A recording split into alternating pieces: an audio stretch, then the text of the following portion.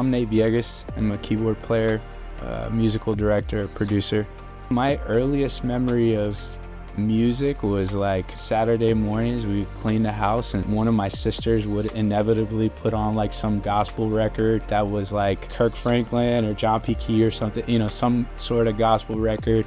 The church I grew up in was there was a musical director that was very like balanced in his approach, I feel like, to musicianship.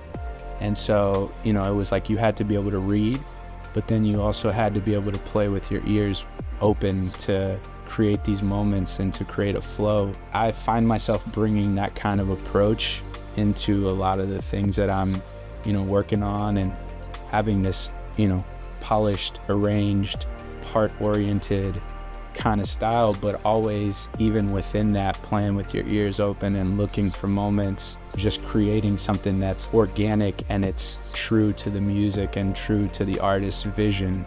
A couple years after meeting him, I met another musical director, just ran into him at a South by Southwest, and he had posted something about auditioning a band for an artist. I had been doing some regional stuff with like a Texas country artist, but it was nothing at this level. So I submitted some video content for one, and then got a call to do the in-person. And the in-person was out here in LA, and I'm from Texas.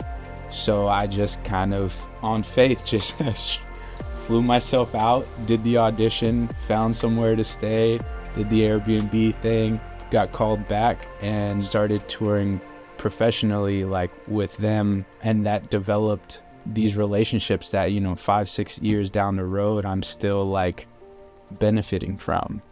That's just from me stepping out and being a little bit uncomfortable, you know, but I'm really glad that I did it. And, you know, and that has altered I think the course of my career, and for the better.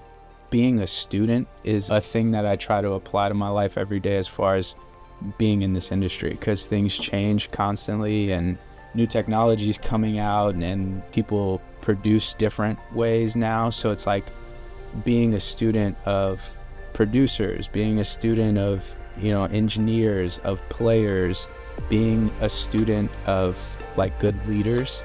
These are all things that I kind of try to apply as far as like growth in this industry and trying to get into this industry. It always came from studying, and it always came from being curious. Be a student of the craft, you know, and there's always more to learn.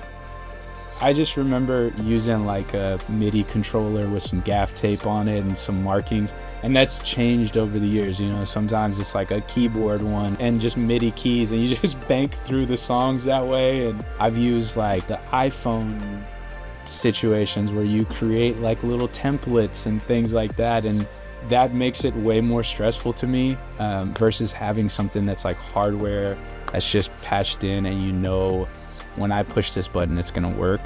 Having the Oak Board Mini has been nice because I can gaff tape that to the top of my keyboard, and it's like, it just like is part of my world, so much so that I find myself like reaching for a button sometimes when I don't even have it, and I'm like, oh, I'm missing my Mini that's supposed to be sitting right here.